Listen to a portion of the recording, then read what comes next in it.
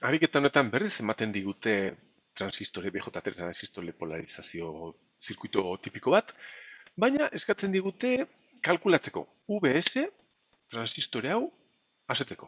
CVS minimoa behar dugu hemen hau asetzeko. Ja, konfigurazio honetan nola funtzionatzen du transistore honek, ja. Hasi gaitezen hau txikia egiten, hau 0 voltio baldin bada hau moztuta egon behar da. Hau hasten baga igotzen, hau egon behar da moztuta diodo honen base, igorle diodo horren 0 zazpi voltio horiek ailgatu arte. 0tik 0 zazpi voltiotara moztuta. 0 zazpitik gora, hau hasten da gidatzen, hemendik intensitate txiki bat hasten da pasatzen, hau hasten da amplifikatzen intensitate hori, eta hemen hasten da tensioa erortzen. Aktibo gaude. Baina intensitatea txikiak dira, hemen tensio gutxi erortzen da, beraz VCE altua da.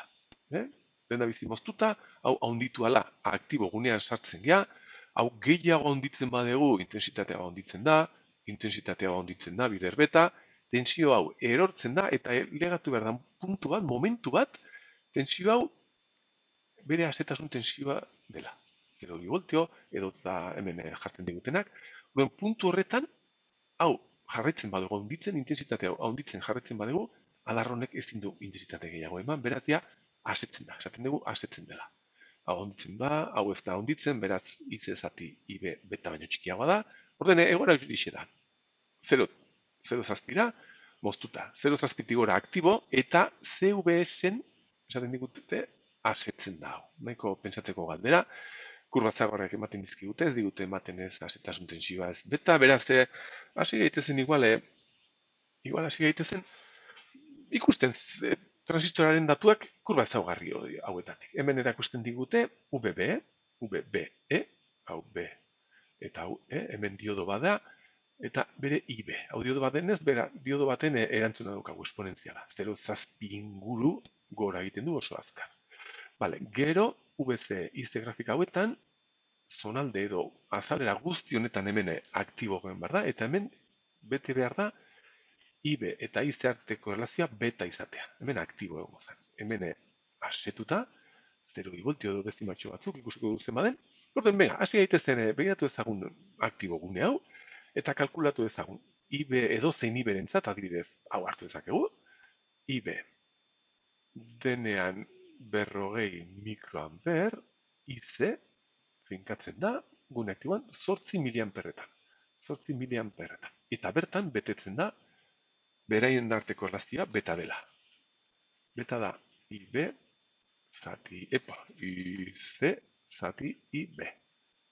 Kasu honetan, ia, 8 miliamper zati 40 mikroamper. Eta bat eratzen da 200. Beta 200 da transistore honetan. Garen begiratu dezagun azetasun tensioa, kuriositatez hemen daukagu, begira, hau da 2 voltio. Hemen izango genuke voltio bat. Eta hau gutxi gora bera 0,5 voltio dira. Ez dira klasean esan ditzen 0,2 voltio tipikoak, 0,5 kasunetan. Beraz, kurba ezaugarri hauetatik, VCE azetasunekoa, saturation, da gutxi gora bera 0,5 voltio. Vale, orden baditugu transistoren ezaugarri nagusienak, eta orain hasi gaitezen pentsatzen problema honetan. Ze tensioak asetzen du transistore hau. Osea, asetzen da tensio hau VCE hau denean 0,5 voltio. Hor, hau daukagunean, hau da, VCE denean 0,5 voltio baino altuagoa, hemen aktibo dago. Gero, VCE 0,5 voltio denean dago azetasun aktibo mugan, eta orden baldintza erabili behar dugu hortarako. VC denean 0,5 voltio, justo, aktibo azetasun mugan egon behar geha.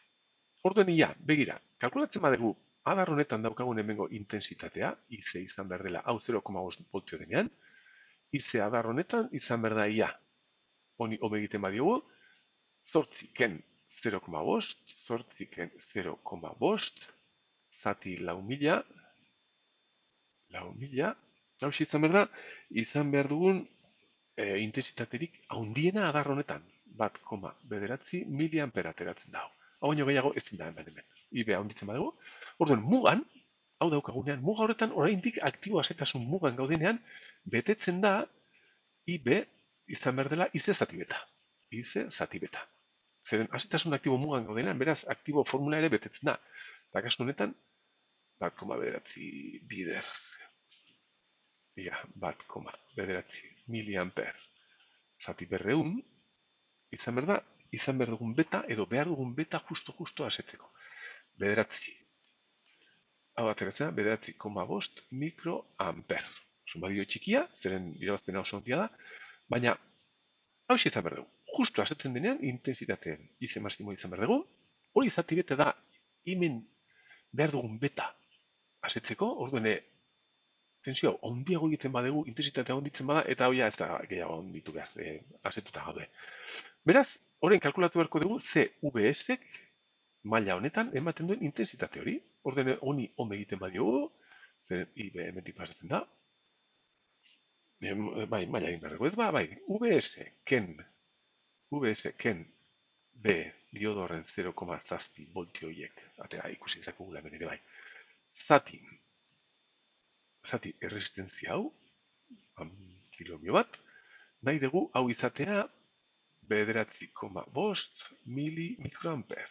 Eta hemendik VS bakantzen badugu, hemendik atera behar zaigu, gutxi gora bera, 0,71 voltio. Osake oso azkarra asetzen zaigu. Pasatzen garenean 0,7 voltiotik, zentesima gehiago batekin, ja, asetu behar zaigu. Hori da erresistentzia nahiko txikia dela.